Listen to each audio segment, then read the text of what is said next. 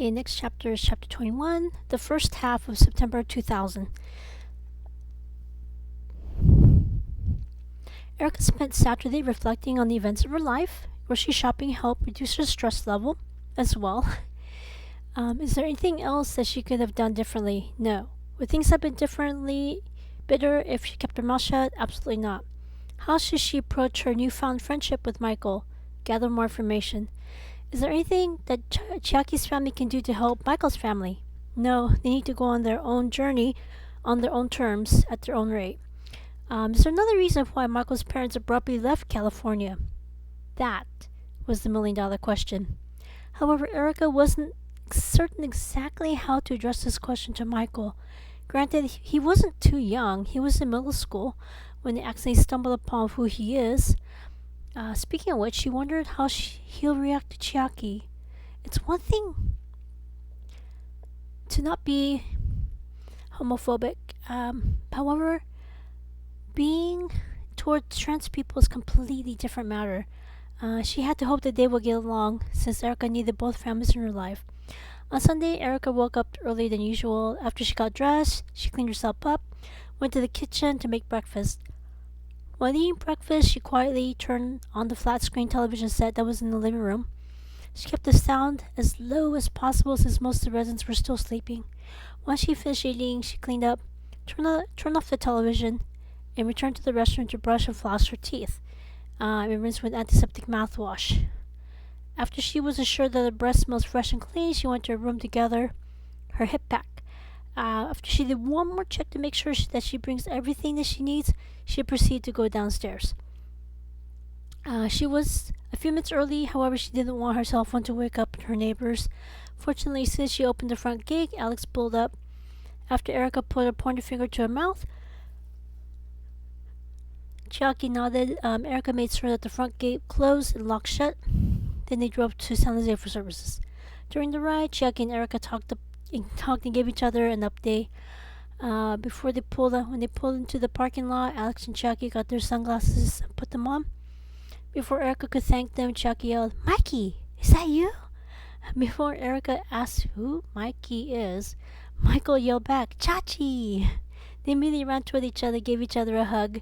It was actually funny to watch. Chiaki had well-toned muscles and Michael was thin, so Chiaki was able to lift him off the ground. Although Erica knew that both of them are from San Francisco, she also knew that there are over 700,000 people in the big city. So it didn't dawn on her that they might know each other. This did put a wrench in the questions she had about both of them. That being said, she put her questions aside, focused on attending Sunday services. After they got in line, they quickly found a pew that the four of them could sit on. Then they put their prayer beads on their hands and started praying.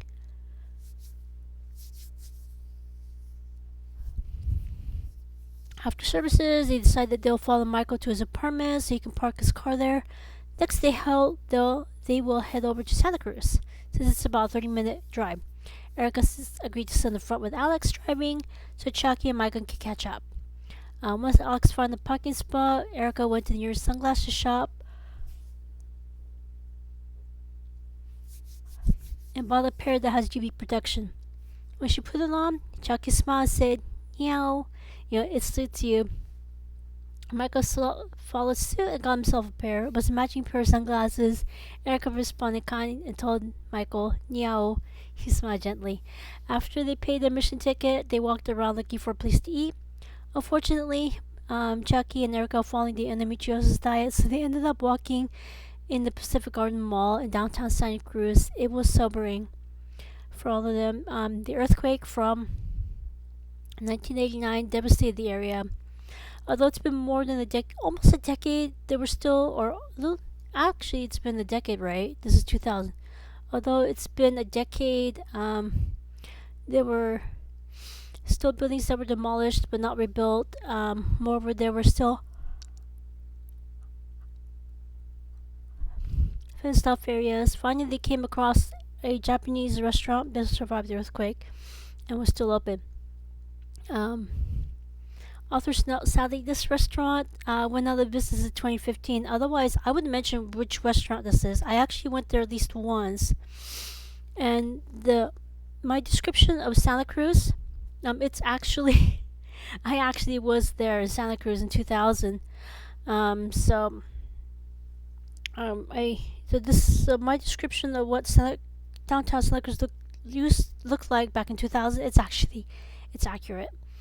Anyway, when they ordered the meal, Michael mentioned that he hadn't been to Santa Cruz in over a decade. He felt as though he was Urashimataro, the young man who saved the turtle, went into the ocean to attend a party hosted by said turtle, returned to the shore only to find that his hometown village is completely gone.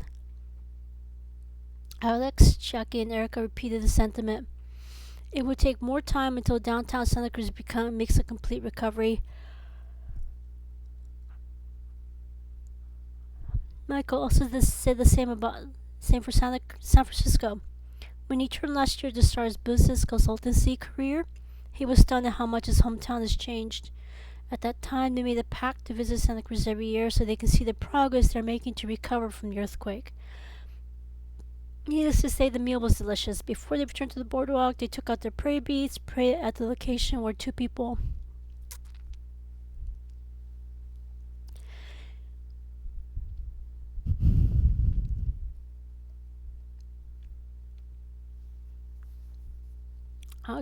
who were in the coffee house lost their lives on that date. So at the boardwalk, Alex and Chiaki went to the Giant Dipper roller coaster, while Eric and Michael went to the Haunted Castle ride. Again, I've been to the boardwalk many times. The Giant Dipper is still there. The Haunted Castle ride is still there. So yeah, if any of you have a chance to go to Santa Cruz, especially the boardwalk, those are the two rides I highly, highly recommend. Much to the amusement to the other of the other riders, Michael let out a little schoolgirl scream each time he got scared. That was when she realized that he would not last on the Giant Dipper. After they spent an hour at the arcade, they drove back to the South Bay. Alex and Chucky dropped off Michael at his apartment. Then Alex dropped off Erica at her apartment.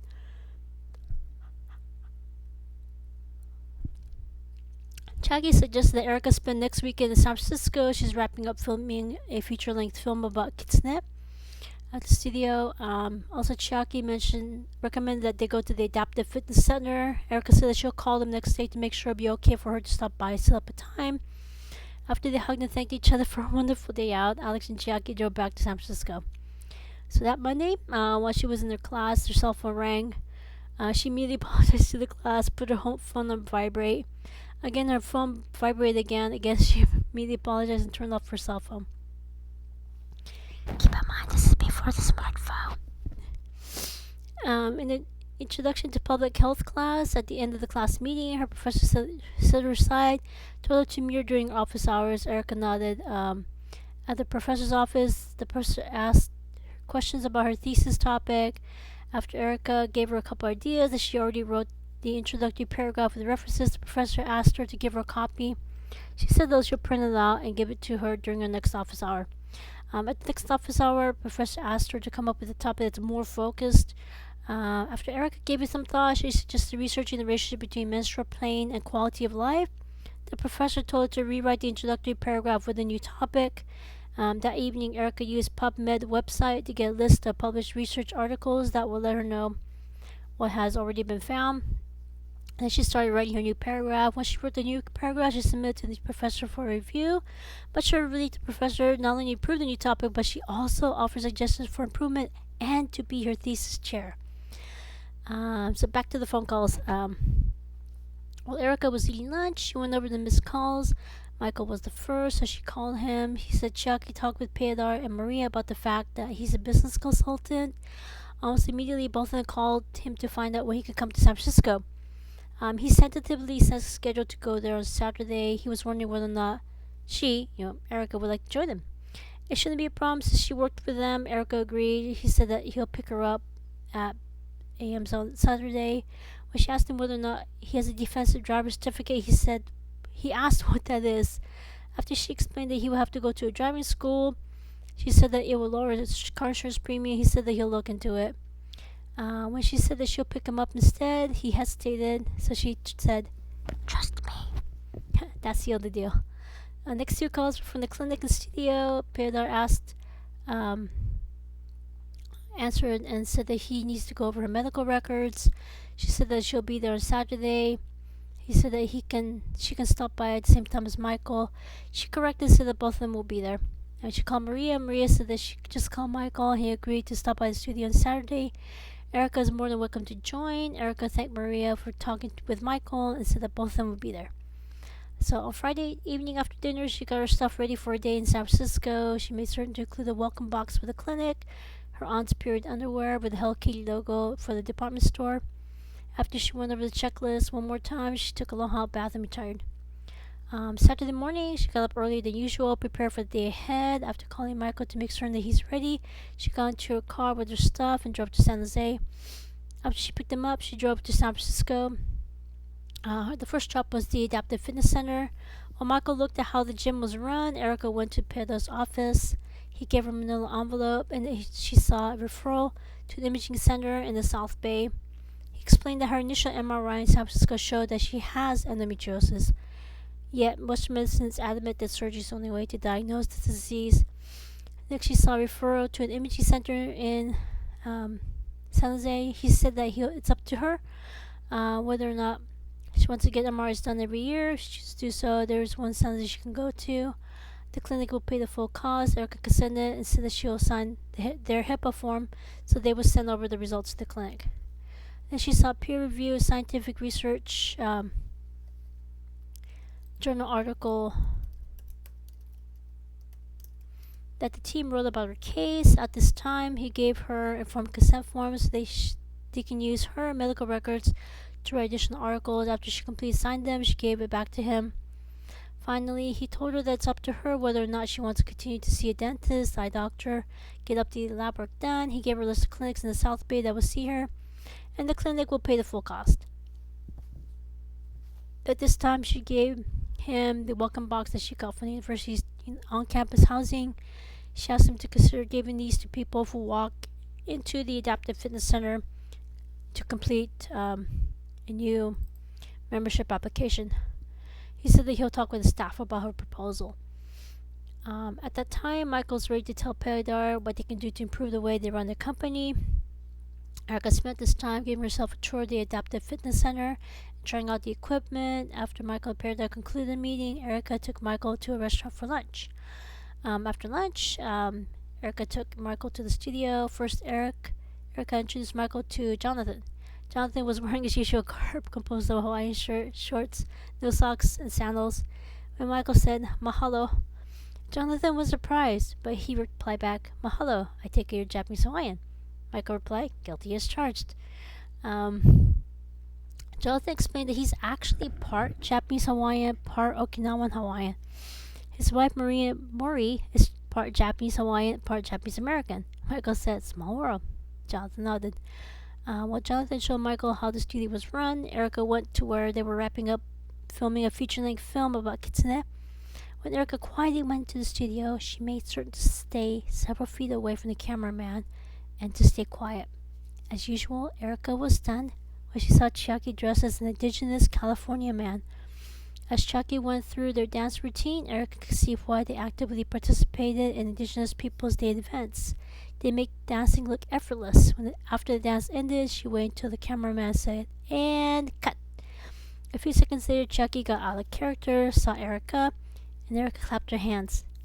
When the cameraman told everyone to take a break for an hour, Chucky used his time to explain the costume and the dance to Erica. Chucky closed by giving Erica a VHS and DVD copy of the first season of her cooking show, as well as the cookbook that the Murphy Publishing Company ghost wrote for her. After Erica thanked Chiaki took Erica to the front desk. There she saw Michael with a bag full of VHS tapes and DVDs of their feature-length films, documentaries, and cooking show. Before they left San Francisco, Erica stopped by the Murphy department store. After she asked for the store manager, she showed them the period underwear with the Hello Kitty logo and asked them to consider selling them. When she was ready to go back to San Jose, she went looking for Michael. Not surprisingly, he was observing how they ran their store and was coming up with suggestions they can make to improve how they sell their merchandise. While Erica drove back to San Jose, Michael's cell phone rang. It was Chucky. Chucky was wondering whether or not they have any plans for Sunday. Erica cut to the chase, said they would go to the temple for services. Chucky got the message, asked whether or not they could stop by Erica's apartment to drop off ingredients and kitchenware for her next cooking lesson. Erica asked for ingredients. As Chucky listed them off, Erica said that she has all of them except for sake liquor due to her being underage. Chucky said that she'll bring the alcohol. Chucky laughed aloud and snorted on their own joke. Michael giggled. Erica kept a straight face because she's driving. After she agreed upon a time when Chucky would stop by Erica's apartment, they hung up the phone. At this time, Erica asked Michael why he called Chucky Chachi. He explained he's not good at pronouncing Japanese names, so for him, Chachi is easier to pronounce. Next, she asked him why Chucky calls him Mikey, and he said that he loves Life Brand cereal. So, if I remember, I'll include a YouTube video of that advert. So he in turn mentioned that he observed both Chachi and Maria are extreme extroverts, and Erica said, "Yeah, that's why she has to be very careful what she says to them. Without setting clear boundaries and rules, they will blab to the entire world what they learned about her." More Chiaki's mother and Erica's mother are from the same fishing village in Japan. Even if Chiaki says something that's innocent in this country may be taboo or considered inappropriate in Japan. He nodded and emphasized the fact that he is discreet. She nodded. By this time, they arrived in South Bay. He used this time to carefully explain to her why he would like to move into the Santa Clara apartment. He does not feel comfortable having her be one up on him, since he only has a bachelor's degree and she's working on the dual bachelor's master's degree. As a result, he asked around for a university that would take a last-minute applicant. It is tentative until he completes the college admissions application and takes a standardized graduate school admissions examination. Moreover, it was Payadar who suggested that he get an MBA, master's degree in business administration, so it would give him more credibility as a business consultant. He'll take classes in the evening and online. That way he can focus on his career during the day. Now, he said he already got the go-ahead from Agnes to move in. Erica Mee told him that she would be thrilled to have him join her at the apartment. He said that he'll move in the following weekend. She told him to let her know, so she'll make sure to welcome him. He nodded. After he excused himself to return to his apartment, she drove back to her apartment. While she resumed working at the property management office, she was happy that the apartment is now full, with 0 vacant units. In addition, with Michael living in the same complex, they won't have to figure out the car situation any longer. It's a win-win. And she assumed that the remaining 4 people on her side of the apartment will move in within the next couple of weeks, and that they're just paying the storage fee so they don't have to lug their stuff during summer break. That evening, she saw, all the units except the one that Michael will be moving into is occupied. So she set up the first weekly meeting of her on her side of the 5th floor. After everyone introduced themselves, she asked how they divided cleaning duties. One of them, Devin, showed Erica the previous academic year's cleaning schedule and proposed to do the same. 2 people will clean the kitchen, 2 dining, 2 living room, 2 bathroom, 2 will sit out. The 2 who cleans the bathroom 1 week will sit out the following week. And after everyone was in agreement, Devin typed up the schedule from her computer and put the printout on the corkboard. So after dinner, Erica's cell phone rang. It was Chucky. Chucky said Michael just called her with the great news. She was wondering whether or not they could show up on Saturday rather than Sunday. This is because they know that Michael will be busy moving in and with graduate school. Erica said, great idea, agreed to it. After they agreed upon a time, they bid each other good night, hung up the phone. So as always, questions, comments, constructive criticisms, asking for clarifications, let me know, and I shall see you next time. Take care.